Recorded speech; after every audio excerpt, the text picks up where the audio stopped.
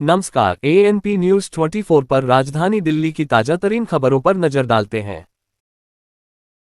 Delhi airport के terminal 1 पर छत गिरने की घटना पर केंद्रीय नागरिक उड्डयन मंत्री राम मोहन नायडू ने मीडिया समक्ष बोलते हुए कहा, दिल्ली एयरपोर्ट पर हुई घटना बहुत ही दुखदायी है। टर्मिनल 1 पूरी तरह से बंद है। सभी विमानों की आवाजाही टर्मिनल 2 और टर्मिनल 3 पर स्थानांतरित की गई है। जिन लोगों की उड़ानें रद्द हुई हैं, उन्हें या तो रिफंड दिया जा रहा है या कोई दूसरी फ्लाइट दी जा रही है। हम कुछ दिनों के भीतर लोगों को रिफंड देने के लिए सर्कुलर जारी करेंगे। हमने टर्मिनल 2 और टर्मिनल 3 पर वॉर रूम बनाए हैं। हमने एयरलाइंस को हवाई किराए में वृद्धि न करने का निर्देश देते हुए सर्कुलर जारी किया है। हम नहीं चाहते कि ऐसी घटना फिर से हो, इसलिए हमने IIT दिल्ली के संरचनात्मक विभाग से एक विशेष टीम बुलाई है। वे एक प्रारंभिक निरीक्षण रिपोर्ट देंगे, जिसके आधार पर आवश्यक कार्रवाई की जाएगी। दुख की बात है कि इस घटना में एक व्यक्ति की मृत्यु हुई है। हम पीड़ित परिवार को 20 लाख रुपए की अनुग्रह राशि देंगे। सभी घायलों को 3-3 लाख रुपए दिए जाएंगे। दिल्ली में दिल्ली एयरपोर्ट में जो संघटना घटी, उसके हिसाब से वहां पे जांच शुरू कर दी गई है और डिपार्टमेंट से भी हम एक्सपर्ट्स को लाकर जांच पूरी तरह करवाएंगे और जो कार्रवाई रिपोर्ट जो बनेगी उसके हिसाब से एक्शन भी लेंगे। और दूसरी बात जो कह रहे हैं कि बाकी एयरपोर्ट्स में भी इस तरह का नज़ारा दिखने को मिल रहा है, तो हम पूरे देश भर में जो भी एयरपोर्ट्स हैं उस सबका एक बार फिर से ये बिल्डिंग की इंस्पेक्शन वो सब करवाएंगे और पूरी तरह ऐसा हादसा फिर से ना हो, इसका हम वो करेंगे। आज रिव्यू मीटिंग रखा है मैंने। को टाइम लगेगा पूरी तरह से बिल्डिंग पूरा इंस्पेक्ट करना है, तो we are giving them ample time so that there is no hurry on anything. We want justice to be done. So वो today we'll decide on it in the it's just a general inspection that I'm giving a direction that inspection has to be done for all airports. Compensation भी announce कर दिया गया है। जो deceased है, जिनका देहांत हुआ है, उनके लिए 20 लाख और जो इंजरी है उनके लिए 3-3 लाख करके कराया। और जो इंजर्ड है अभी भी उनकी ख्याल रख रहे हैं हम, हॉस्पिटल में है और सबकी देखभाल करी जा रही है। एक का देहांत हुआ है और 4 लोग इंजर्ड। नहीं, वो दूसरा बिल्डिंग है। वो ये सही बात नहीं है। ये सही बात नहीं है। जो PM साहब ने वो उद्घाटन जो किया था, वो दूसरा बिल्डिंग है। वो अभी बिल्कुल ठीक है, पर ये पुरानी बिल्डिंग है जो 2009 में जो इनॉग्रेशन हुआ, 8 महीने। उनके लिए क्या कहेंगे जो लोग मिसलीड कर रहे हैं इस चीज को लेके, जो मिसलीड ना करें, ऐसे ना करें। इतने रिस्पॉन्सिबल स्टेज पे आप हो तो इस तरह के फेक न्यूज को फैलाया ना जाए, यही अच्छा है। The incident which has happened at the Delhi T1 airport, the collapse of it is very sad that we have lost one life in the incident. We are like I said, we are offering our condolences to the family also, and we have requested the Delhi airport to take care of the compensation. So we are giving 20 lakhs compensation to the deceased family, and whoever is injured, he is going to get 3 lakhs. इस दुर्भाग्यपूर्ण घटना पर Shiv Sena UBT की राज्यसभा सांसद प्रियंका चतुर्वेदी ने कहा, ये देखकर बेहद दुख हुआ है कि जनता के पैसों से जनता के लिए जो इंफ्रास्ट्रक्चर तैयार किए जाते हैं और उसे जनता की सुरक्षा को ध्यान में रखकर बनाया जाएगा, आज वही चीजें गिर रही है और एक व्यक्ति की मृत्यु हुई है। जल्दबाजी में जो काम होते हैं, किसने कब इसे बनाया इस समय वो जरूरी नहीं, बल्कि एयरपोर्ट अथॉरिटी जिन्हें पैसे दिए गए और उनसे सुरक्षा के विषय में पूछना चाहिए। अगर ये 2009 में भी तैयार हुआ था तो इसको 100 साल तक चलना चाहिए था। बहुत ही दुख हुआ ये सुनकर, देखकर कि पब्लिक इंफ्रास्ट्रक्चर जो देश की टैक्स पेइंग जनता बनाती है, इस उम्मीद से बनता है कि पब्लिक सेफ्टी को ध्यान दिया जाएगा। आज वही पहली बारिश में इस तरीके से चिरमिरा कर गिर गया है और एक की हत्या हो गई है, तो दिखाता है कि कहीं हम रिबन काटने के चक्कर में हम इंफ्रास्ट्रक्चर के साथ कॉम्प्रोमाइज़ कर रहे हैं। ये जो आदत पड़ गई है कि इलेक्शन से पहले हमें सारे रिबन काटने हैं या जल्दबाजी में काम होता है, पब्लिक सेफ्टी को दरकिनार कर ये उसका एक उदाहरण है। ये है और एक जो जबलपुर में हुआ है वो है। अरे ये बात किसने क्या किया था, ये दुर्भाग्यपूर्ण है कि वो इसमें इंडल्ज कर रहे हैं। मंत्री की सबसे पहले जिम्मेदारी है कि जो एयरपोर्ट जिसको दिया हुआ है उससे जिम्मेदारी तय करें, उनसे पूछें कि इतना आपको पैसा दिया जाता है, पैसेंजर फीस, हमारी हर फ्लाइट की टिकट पे हैवी पैसेंजर फीस लगती है, उसके बारे में चर्चा करें। ये बचाव में गिर पड़े हैं, ये दुखदाई है। 2009 में भी बना था ना, तो ये 100 साल चलना था। ऐसा इंफ्रास्ट्रक्चर देश को चाहिए। देश को वो इंफ्रास्ट्रक्चर नहीं चाहिए जहां पे राजनीतिक ब्लेम गेम चले। मैं इसलिए बोल रही हूँ, इंफ्रास्ट्रक्चर प्रोजेक्ट्स को जनता की सेफ्टी से जोड़कर रखना चाहिए, ना कि राजनीति से। इसलिए रिबन कटिंग बाद में, पहले पब्लिक सेफ्टी। Thank you. तरफ सपा सांसद डिंपल यादव ने इस घटना पर शोक जताते हुए क्या कुछ कहा, सुनते हैं।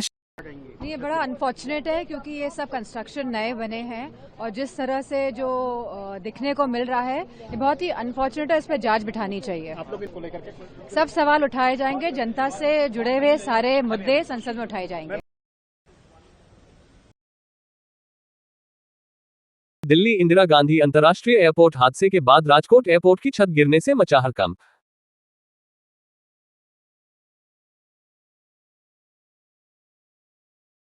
झारखंड रांची जेएमएम विधायक और झारखंड के पूर्व मुख्यमंत्री हेमंत सोरेन की पत्नी कल्पना सोरेन ने अपने आवास पर झारखंड के पूर्व मुख्यमंत्री हेमंत सोरेन का किया स्वागत।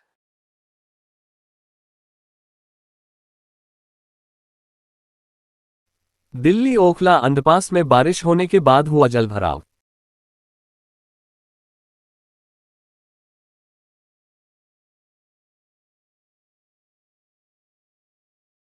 जनरल उपेंद्र द्विवेदी ने आज भारतीय सेना के नए प्रमुख का पदभार संभाला। वे भारतीय सेना के 30वें सेनाध्यक्ष हैं।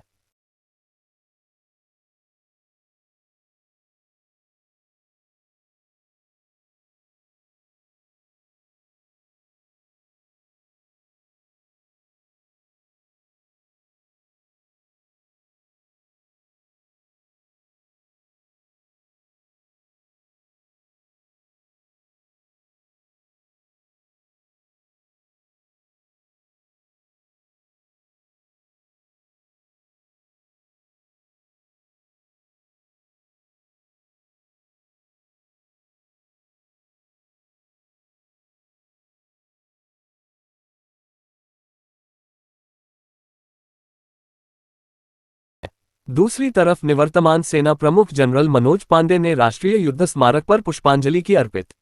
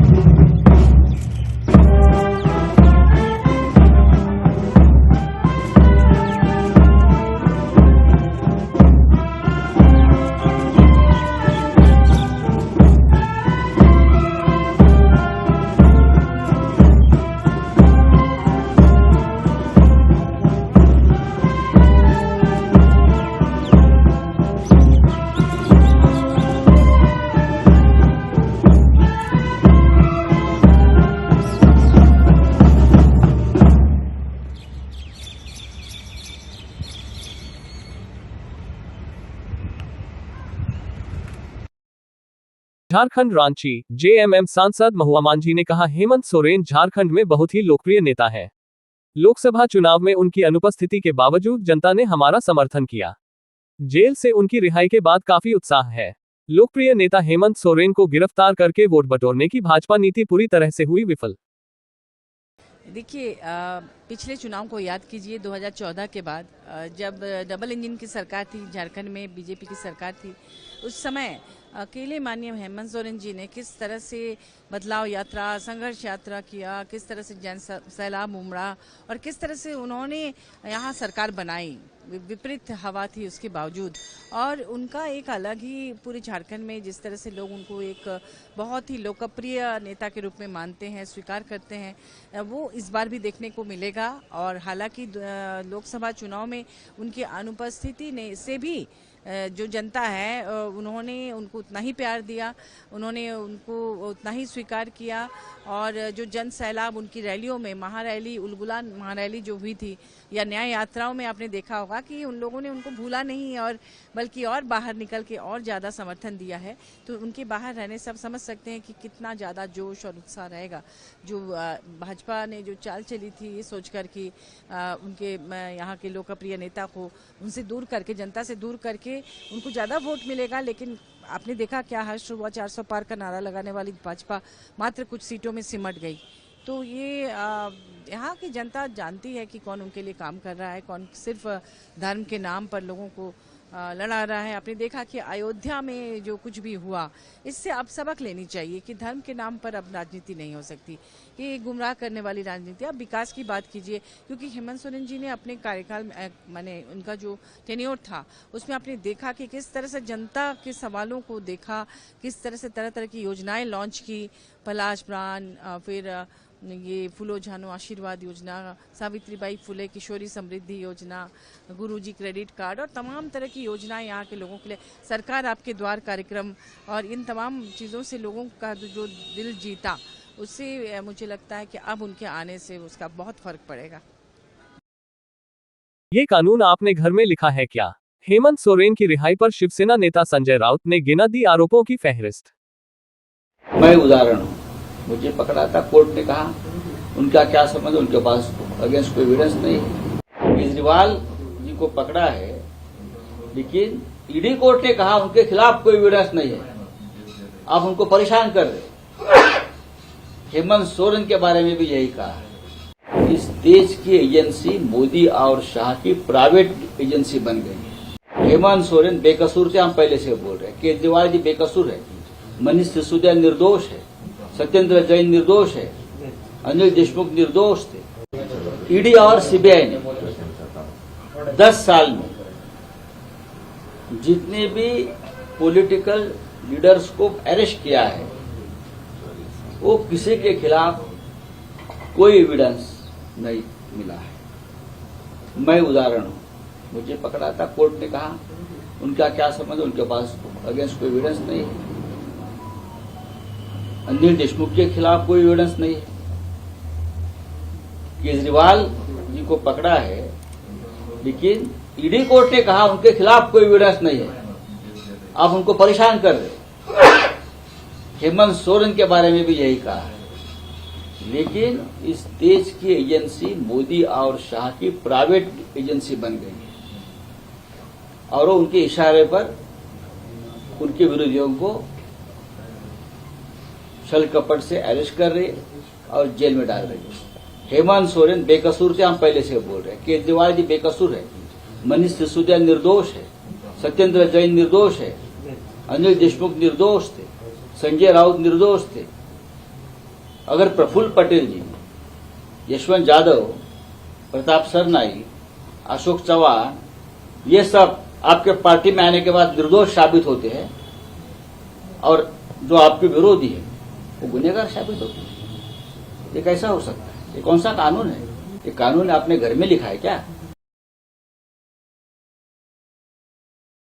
केदारनाथ में ग्लेशियर टूटने से आया एवलांच।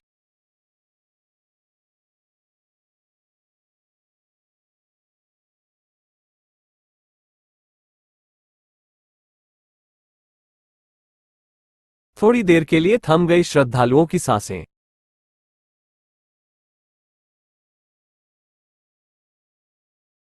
दिल्ली से वरिष्ठ संवाददाता अनिता गुलेरिया की जनसमस्या हेतु खास रिपोर्ट।